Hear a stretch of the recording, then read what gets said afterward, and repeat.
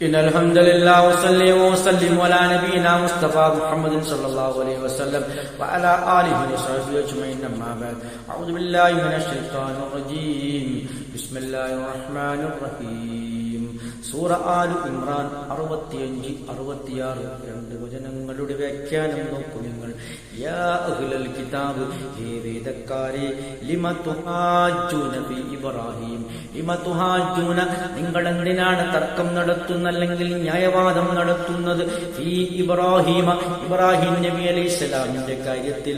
വമാ ഉൻസിലത്തു തൗറാത്തു, വമാ ഉൻസിലത്തു, ഇറക്കപ്പെട്ടിട്ടില്ല അത്തൗറാത്ത്, തൗറാത്തും വൽ ഇൻജീലു, ഇൻജീലും ഇല്ലാ മിൻ ബഅദി, അദ്ദേഹത്തിന് ശേഷമല്ലാതെ എന്ന് പറഞ്ഞാൽ ഇബ്രാഹിം നബി അലൈഹിസ്സലാമിന് ശേഷം ഇറക്കപ്പെട്ടതാണ് മൂസ നബി അലൈഹിസ്സലാമിന് ഈ പറയുന്ന തൗറാത്ത്. അതുപോലെ ഈസ നബി അലൈഹിസ്സലാമിന് ഇറക്കപ്പെട്ടതാണ് ഇൻജീൽ.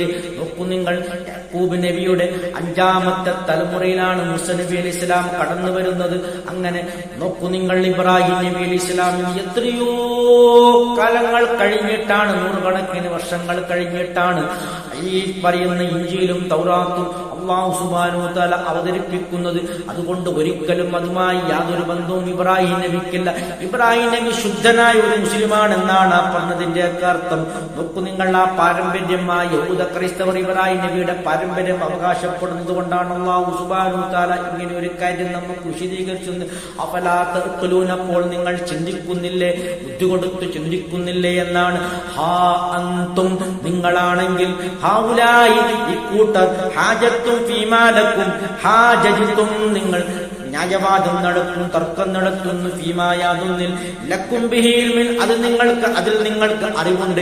ഫലിമതുഹാജ്ജൂന, അപ്പോൾ നിങ്ങൾ എന്തിനാണ് തർക്കം നടത്തുന്നത്? ഫീമാ ലൈസ ലക്കും ബിഹി ഇൽമ, നിങ്ങൾക്ക് അറിവില്ലാത്ത കാര്യത്തിൽ.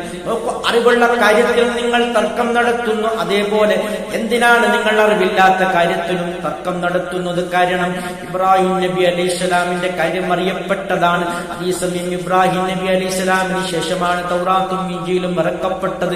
അതിൽ നിന്നും നിങ്ങൾ ഒരുപാട് തെറ്റിപ്പോയിരിക്കുന്നു, ശുദ്ധമായ ശിർക്കിലേക്കും കുഫ്റിലേക്കും വഴുതി വീണിരിക്കുന്നു. അതുകൊണ്ടൊരിക്കലും നിങ്ങളുടെ ആ പാതയിൽ നിലകൊള്ളുന്നവനല്ല ഇബ്രാഹിം നബി എന്നാണ് ഈ പറഞ്ഞതിന്റെയൊക്കെ പൊരുൾ. അല്ലാഹു യഅലമു, നിശ്ചയമായും അല്ലാഹു അറിയുന്നു, വഅൻതും ലാ തഅലമൂൻ, നിങ്ങൾ അറിയുന്നില്ല എന്നാണ് അല്ലാഹു സുബ്ഹാനഹു വ തആല നമുക്ക് വിശദീകരിച്ചു തരുന്നത്.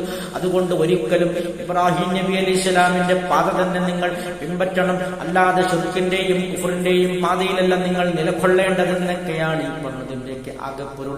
അൽഹംദുലില്ലാഹി റബ്ബിൽ ആലമീൻ.